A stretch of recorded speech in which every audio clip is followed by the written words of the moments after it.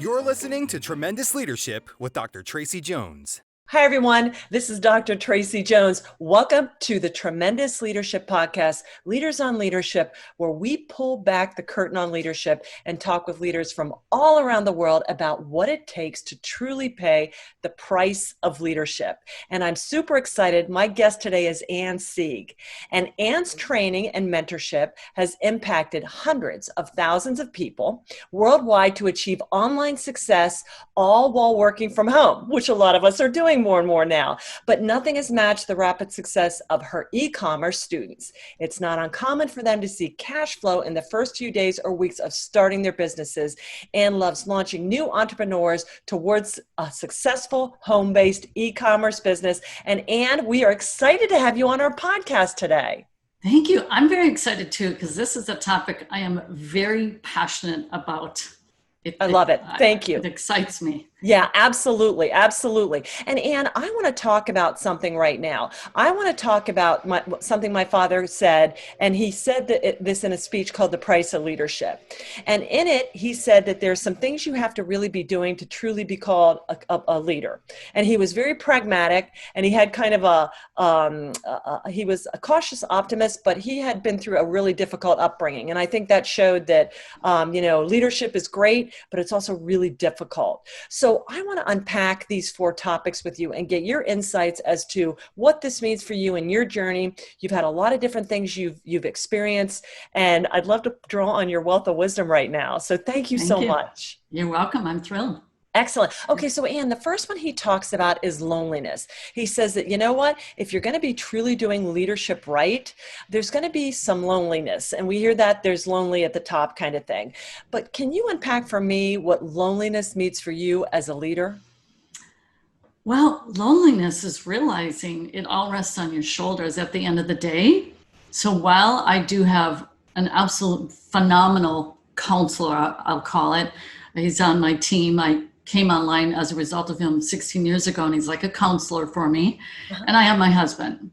So I have some really great support, but it all rests on my shoulders. Yeah. And even while getting the advice and support, I still will ultimately have to make those decisions and live with the consequences of those decisions, even though they'll say, I'll support you, whatever you decide, Ann, is still though, the outcome is still mine. Mm-hmm. And so the loneliness is that singular role of CEO it's all on you. Mm-hmm. And even despite getting, in my case, I'm really blessed that way with my counselors, it's still, you have to deal with those and the thoughts inside your head and that whole vast experience, this universe of experience of past from childhood, like you were mentioning earlier, and all these different things, is they all culminate into that time where you have to make what can be a really big decision for your company, and you just have to go there. And it's also, I will say, where it's most painful in terms of the loneliness is when it's really hard. I mean, grueling hard, that you get to, sometimes these walls are so hard that you dance with the demons, I'll call it, where it's like, is this when I throw in the towel?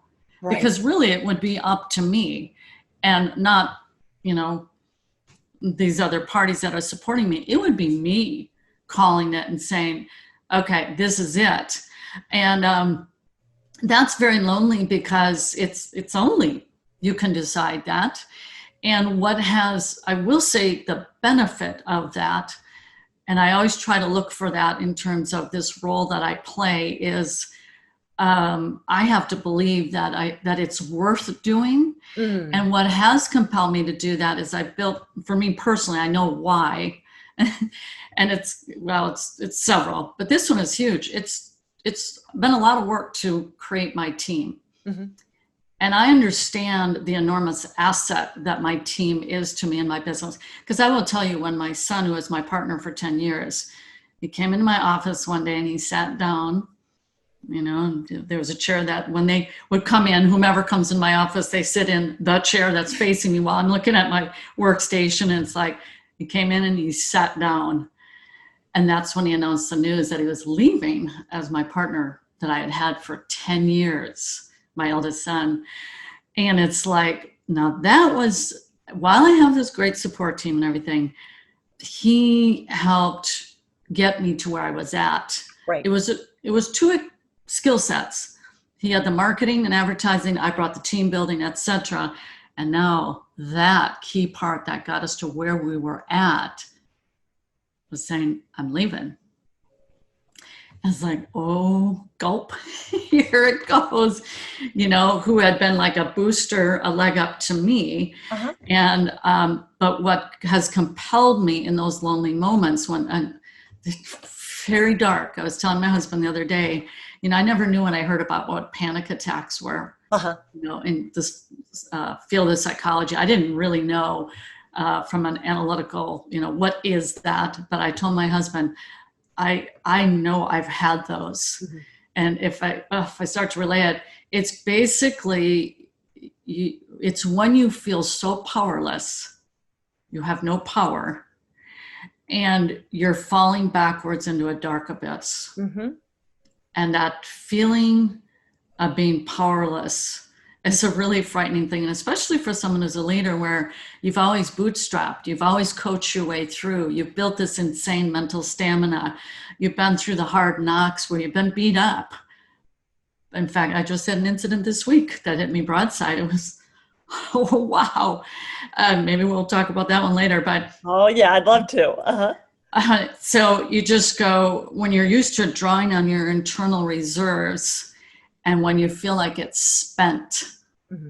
really spent from the perspective of feeling like you're powerless to change the outcome, because that's what you do in business. You make decisions. If I do this, well, it should change the outcome in this way. That's what we're always predicting time. And we're, if I do this and the whole risk mitigation, it should do that. And if I do, it's what we go through over and over. And right. When you feel like it's like hit the end of the road and this is the abyss and I'm falling backwards into the abyss. And a lot of that is associated with a sense of shame, mm-hmm. I'm going to say. Mm-hmm. So I'm getting really raw here. No, I'm probably revealing more than I maybe ever, but it's the real raw guts of it. I'm saying that. Right. And so where do you think, and I love that, I want to ask you first, we've all had it happen where is my support structure and you're alone and it is jarring. I've had that happen recently. Okay. And so once again, it's not a new thing to me, but it's always one of the most difficult things that can happen to a person, as you relayed. So I thank you. I feel that. Yeah. What, when you say it's tied then, that feeling of that to shame, can you unpack that? What is it? Shame that you didn't see it coming? Is it shame that you doubt yourself? Tell me what you mean by that. It's a sense of shame in that, especially when you're leading a team of people. And I have an entire community that I'm leading with, it's that always this feeling, you're the person with the flag, you're going up the hill and the people are falling up behind you. That's exactly what I've been doing since I've been online. And that's like super weighty. People change their lives around you. Mm. They now own homes and cars and are paying for them as a result of your work, your velocity, your energy, your commitment. And they have felt that energy and they line up behind that, and there's all these people with their incomes and like, this isn't just me, people say, oh my gosh, I can't seem to make an income. And I'm thinking, oh, so you're worrying about that. It's for you and your household. Well, check this one out. Mm-hmm. When you have an entire team I have someone who just bought a new house and they're moving and, because I was volitional. I picked up this flag and decided to march up this hill and say, follow me. And so when you hit that and you're going into that abyss, the sense of shame is that I made a bad decision along the way. I should. And I'm really bad at that kind of stuff, which I have to work on. And oftentimes in business, there are things that are completely out of your control. totally a new law, a Right. new this, Right. that you just go and it happens. And just about all those things have happened to me. I love it. But it's this thing where, oh, but I got these people that are, and I have obligations with my husband relative to the commitment to the business and where it's supposed to take us. So that weight is so huge that I give pause to people. Oh, I want to be like you, Ann. I'm thinking, and I've told them real frankly, well, you know what? Not quite so much, because you're seeing the pretty outside. That's what you're seeing. I want to be like, I tell them, I'm pretty candid.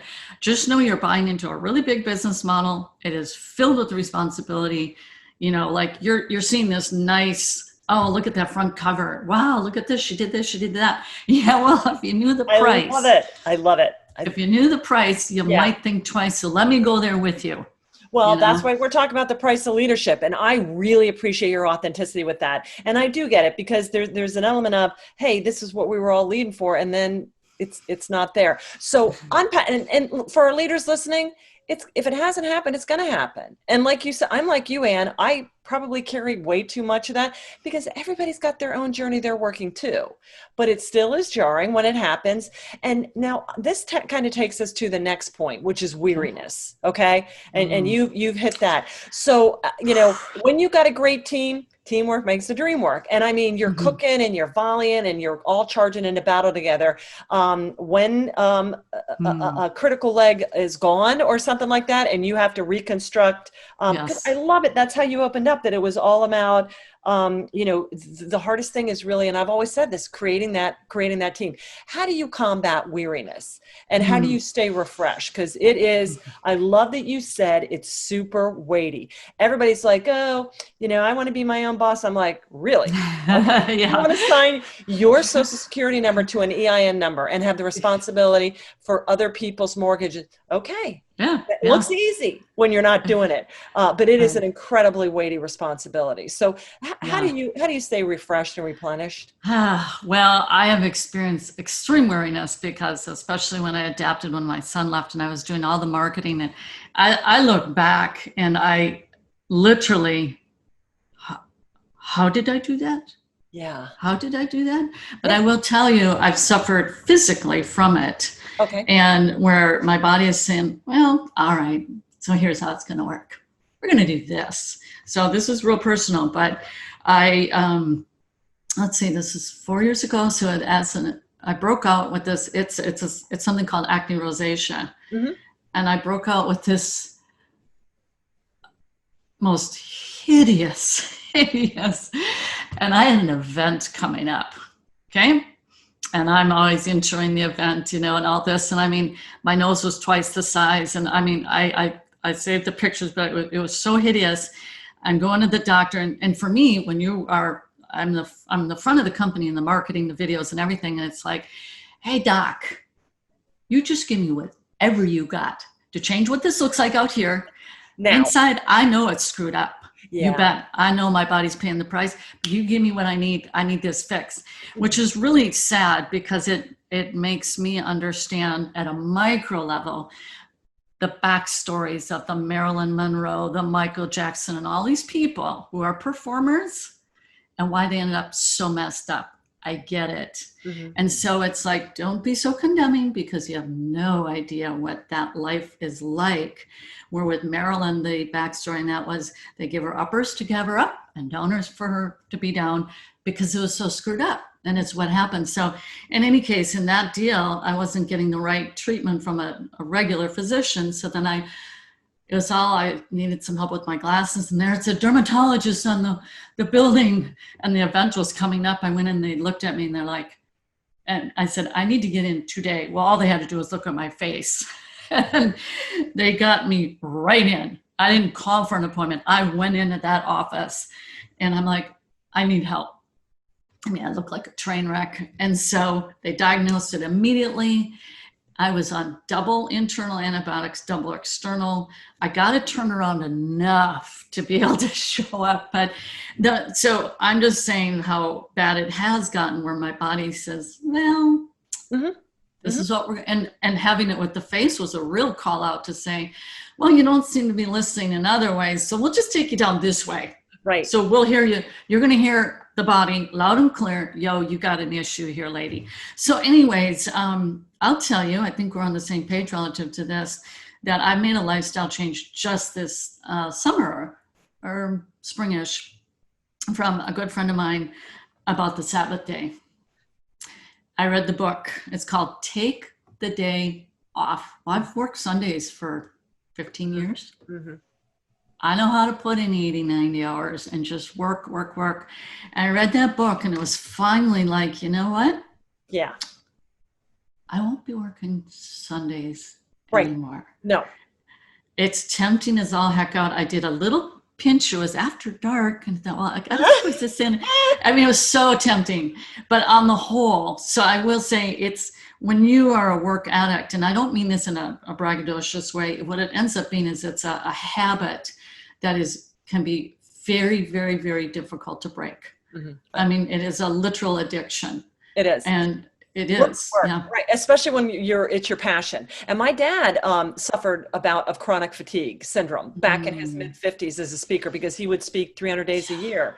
And it was just, it hit him. But I mean, I love that you're talking about Sabbathing. I started Sabbathing about 5 years ago. And, you know, we're just mere mortals, and that's right. Don't take care of that. But you know, Ann, I've even had younger people on this podcast, like mid 30s, that achieved great success, late 20s and early 30s, and their bodies just said, "No way." Yeah. So it's not just for us middle-agers, right? You know, there's more and more kids going through burnout, and you just we're not coded like, if God had to take a rest, that's so right. Yeah.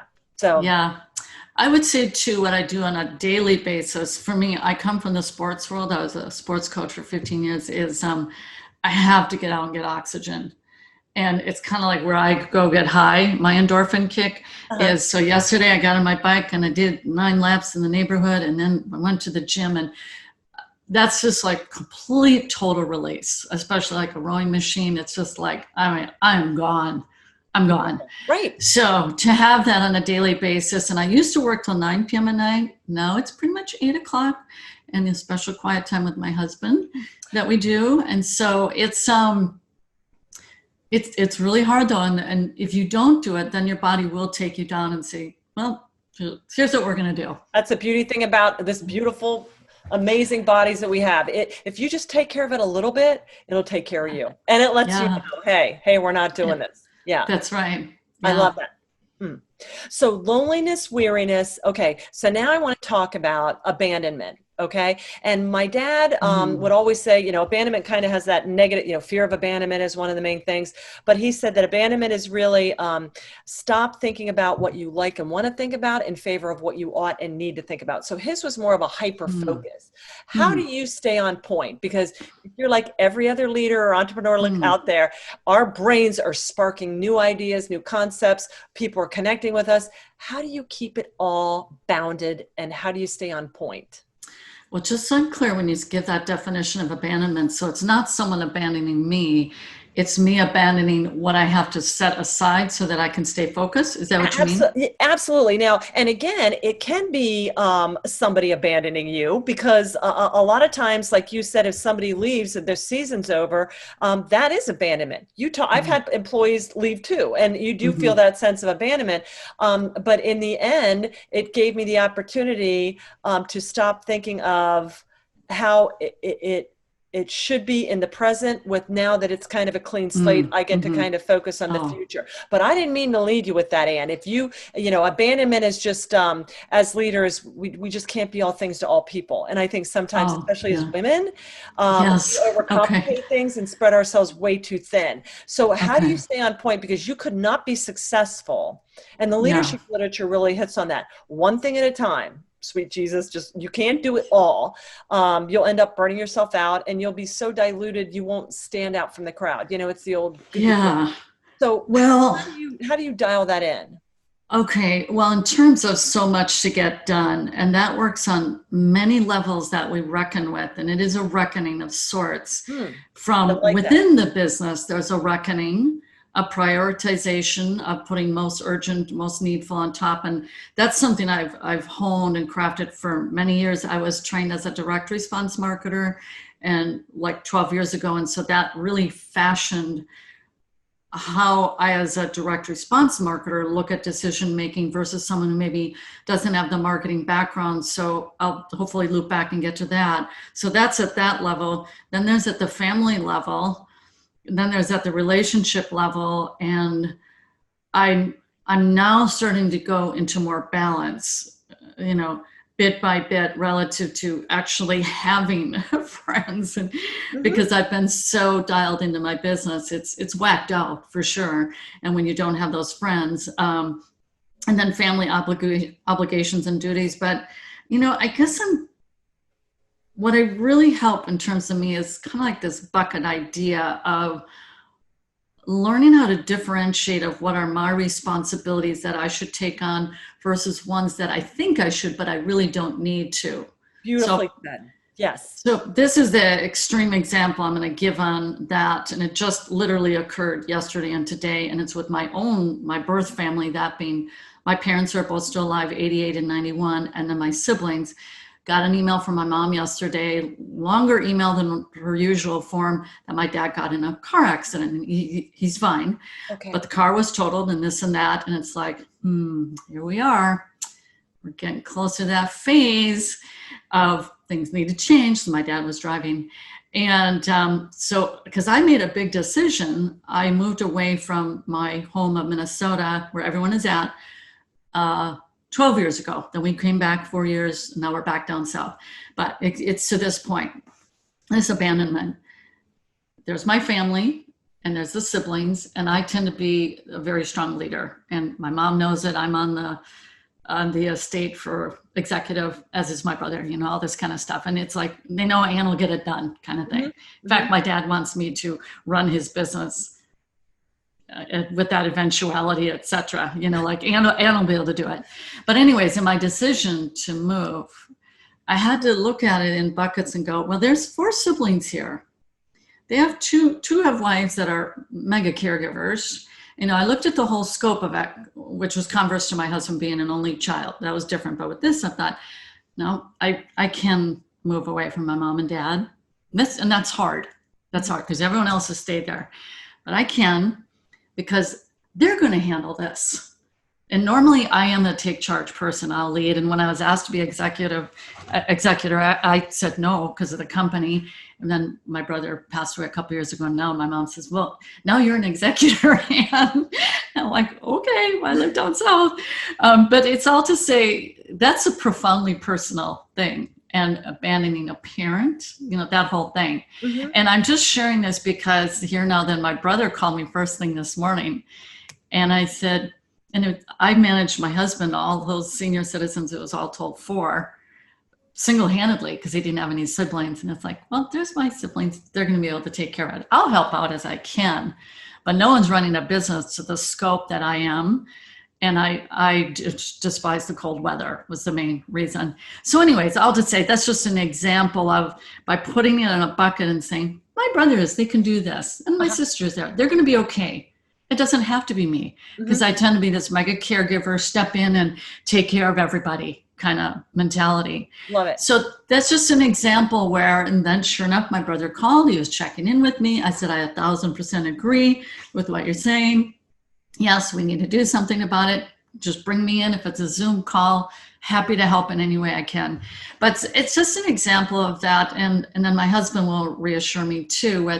It is a lonely life as a business owner, especially online. I'm not out and about doing my business per se, that it is the nature of the beast. And so he would say, but Ann, or for example, church even, Brian, I should really be helping with this, and that. He said, but Ann, we have the business and you help people in that way. Right.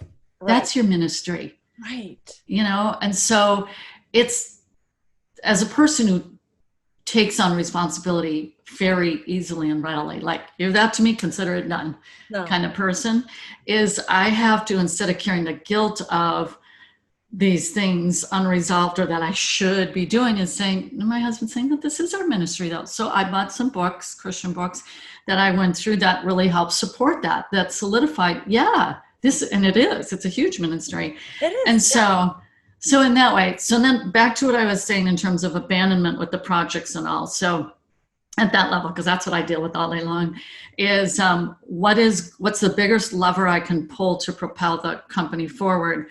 So we shifted from where it used to be, this is a tangible. For years, I would always have 3 goals for each quarter. Here's our Q4 goals, and I would lay them out, run them through my executives. Do you agree? Pushback, etc. Revise, bring it to the team. Now I have a scaling mentor, and we're just doing one North Star. Just one North Star. What is it? And we went through a 2-day workshop just to identify our single North Star. Do we have 15 other things going on? Yeah, but nothing precedes the importance of our North Star.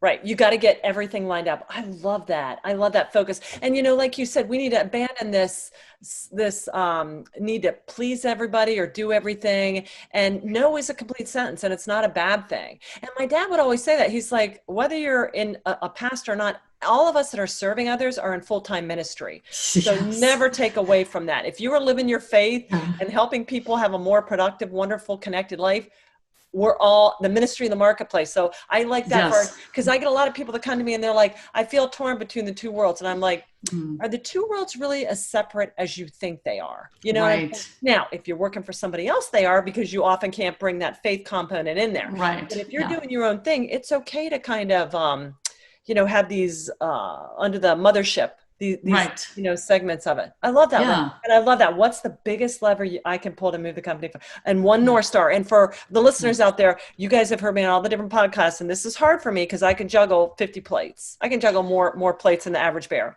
Doesn't mean I should. But somebody told me one time the acronym for busy is burdening under Satan's yoke. So when we just make ourselves busy, wow, okay. That's not good. One thing. God has this all mapped out. You don't have to do it all for him. Just pick that one thing in front of you. And so I get really clear about, Lord, you've already seen this to the end. Just help me. Let me just do this one thing really good. So I love that you said that. And the consequence to that too is you're dragging even let's say at that, because I can spin a lot of plates too. Women tend to we do that. But is that the best for the company and the rest of the team to follow that? And it can lend to chaos. It's tough. Right. It is tough. And if you're not wired like that, if you're more of a linear person, people like us, it's not a good, it's like oil and gas. Oil and water. Yeah. Oil and water. Yeah. It's just, or whatever. Yeah. Not good. Okay. Well, thank you, Ann, for that. I love that. And abandonment is something we as leaders, it's okay to say no. It doesn't mean you're a bad leader. It means you're singularly focused. And that's, like I said, that's Jim Collins' good to great. Okay. So the last thing my dad talked about was vision. And I think, I know vision is kind of like, well, could I ever be a visionary? But my dad always said vision is nothing more than just seeing what needs to be done and doing it. So how do you, because a lot of people talk about it, but they don't do anything. And I'm like, well, that's not vision. That's dreaming, or, Post-it notes in the sky. But vision is really, putting work boots on and getting to work. But how do you craft? And I know you talked about the one thing, you gave me a lot of different things. How do you keep developing your vision, or how do you stay, keep it alive, a living thing? Yeah, there's 2 components to that. One is, and I just want to write this down so I don't lose my thought on it. 2 layers to it is the marketplace. There's that. And then there's the bigger picture vision. And so for me, that bigger picture vision was forged as a result of my dad and my upbringing, akin to you.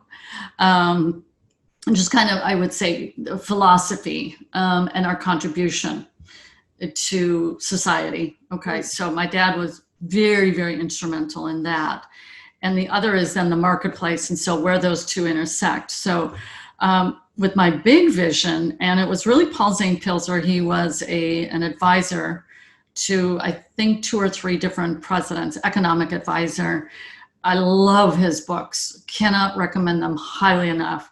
And basically, he talks about that is us being stewards and our calling in a spiritual way with your business. So he really took what was in my mind and through my dad's teachings, and it was Paul Zane Pilzer who brought it more into formation of that's it.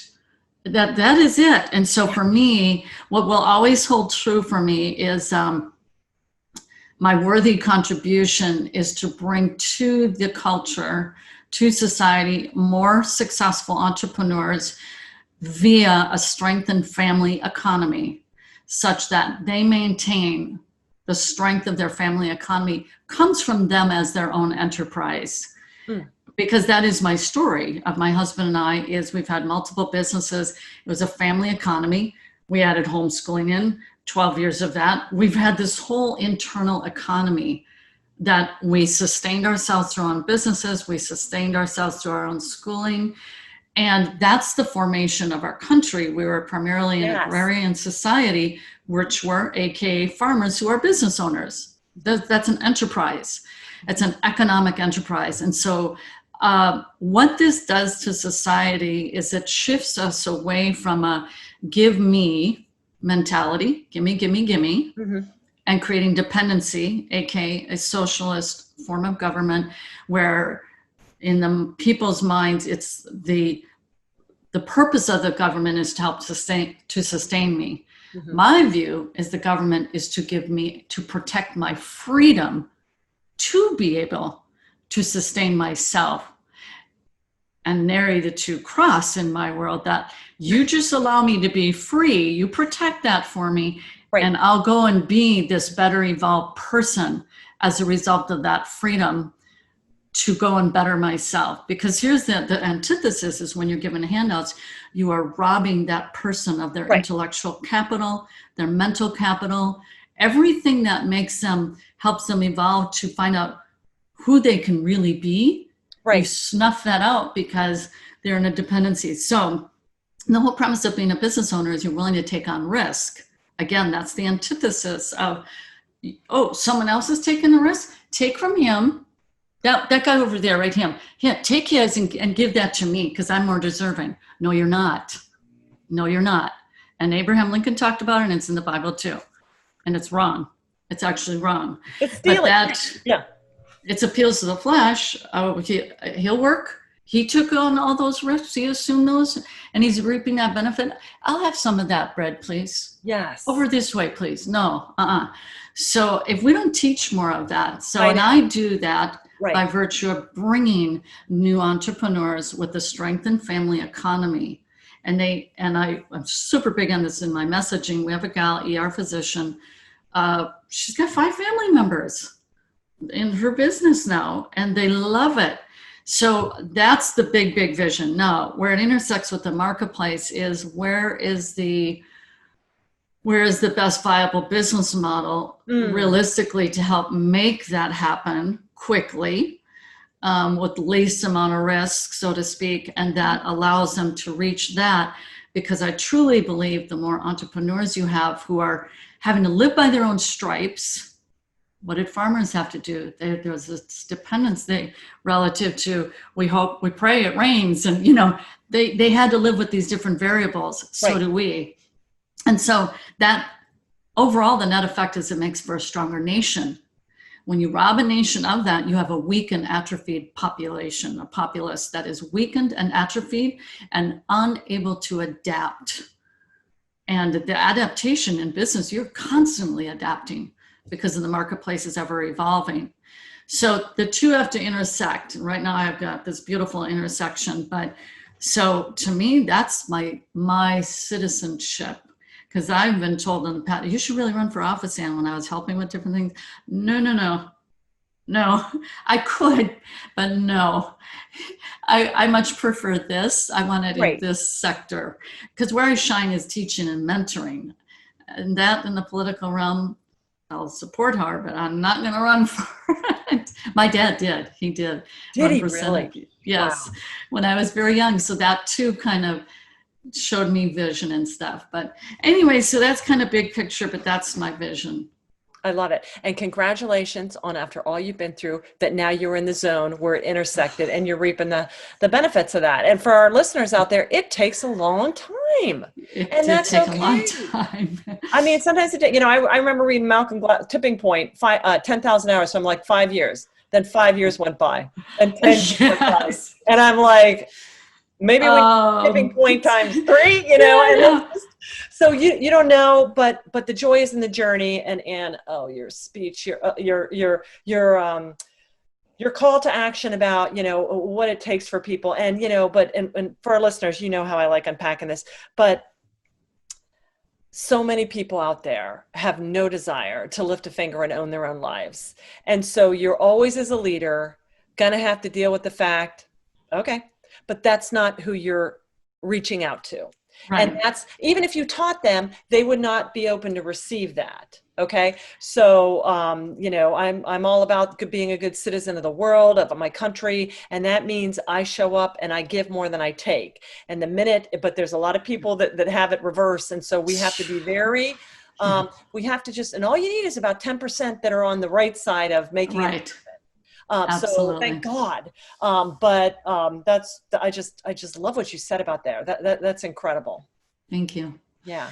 Yeah, I think with people, because they, in the converse model that I'm talking about, their true potential is stymied because they're given messaging for a completely different identity that doesn't allow them to come to fruition. Mm-hmm. So I'm a huge believer in, I come to call it source inspiration, having read The Talent Code by Daniel Coyle, which is, as they studied, the scientific study was actually with students, with their musical instruments, and the stick rate, we'll call it, you know, those that would actually stick with the musical piece.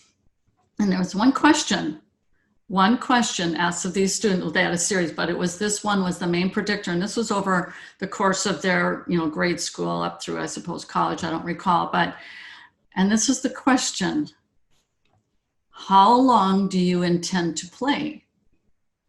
How long do you intend to play? And with that, underneath that was this premise of what inspired them to want to play. Mm-hmm. That first, you know, Vivaldi, the 3 Seasons, or who knows, whatever, or in business. When I saw Susie Q could do it. And so I've always been a big believer that you've got to put out pieces of inspiration, because he gives the example, and I don't know if it was Puerto Rico or wherever, where they won the baseball series, and it started with one player. And with that one player, it's like this, it goes up in the air, it can be done. And so for me, historically, it was when I saw Olga Korbut flash through my screen when I was a little girl, and Nadia Comaneci. I want to be like that. And so it's that source inspiration. Love it. But then too, the other thing about the people to attract is there's that beautiful saying, when the student is ready, the teacher will appear. Yes. And it's so true. When they're ready, because the teacher was always there. Well, yeah, we keep teaching. Whether anybody's picking up what we're putting down, that's our gift. Yeah. Because we didn't pick stuff up the first time we heard it either. Some of us, it took a long time. That's right. Some a long time, multiple messages until, you know, so I'm really a big believer that you have to put out just like what you're doing with your podcast, you put out all these pieces, that it's that net effect of culminating in the human psyche, mind, of these little triggers that say there is potential, there is hope, there is something different, there is a different path. And then it culminates in that decision making time. I love it. So. I love it. Well, Ann, we're coming to the close on this. Is there anything else? I mean, just thank you. I mean, I have gotten so many beautiful insights. Anything else you want to share with our leaders as we have this time? Any other wisdom you'd like to dispense to them? I think it's,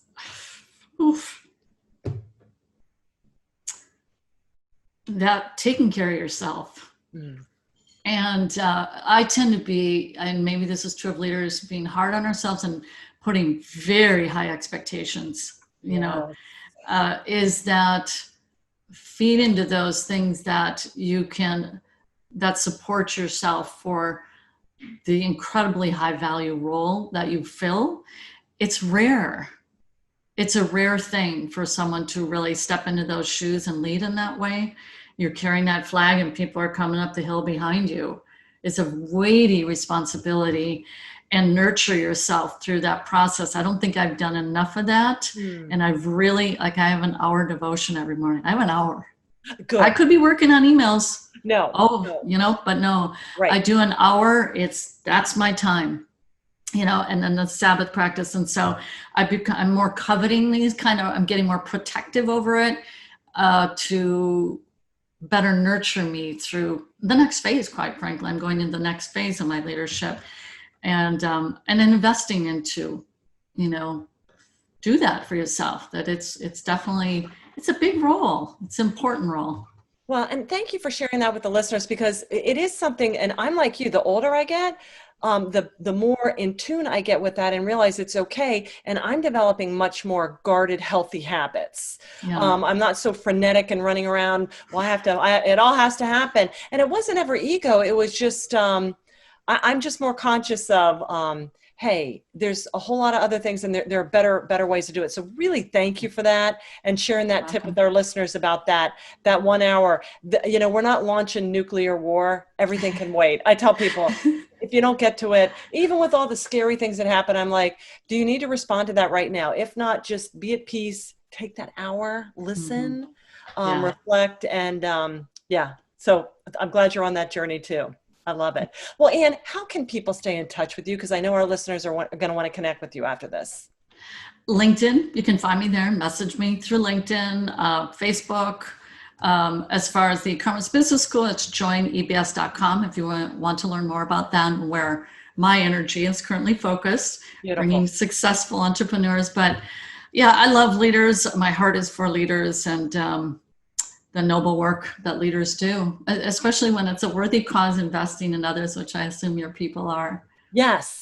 I love that. And I love that. Where is my energy focused today? And worthy causes. So, Ann, just thank you for all you do. I have learned an awful lot from you. And for our listeners out there, we're going to put all the links in there, all the books that Ann talked about, because that's the other bonus. You get to hear Ann's wisdom and all the books that made her so tremendous. So for our listeners out there, thank you so much. If you like what you heard, please hit the blue button up there, hit the subscribe. And if you do us the honor of a rating, we would be so thrilled. Also, please share this with other of your friends. And there's a link at the bottom too if you want a free copy so you can read The Price of Leadership. We got that waiting for you too. We'd love to have you join our tremendous email list, move you from a listener to one of our readers as well. So to our tremendous listeners out there, thank you so much for paying the price of leadership. Keep it up and have a tremendous rest of the day. Bye-bye. Thank you for listening to Tremendous Leadership with Dr. Tracey Jones. Find out more about Dr. Jones at www.tremendousleadership.com. If you've been ignited by something you heard in this episode, let us know by leaving a review for Tremendous Leadership wherever you listen to podcasts, or by sending us a message through www.tremendousleadership.com.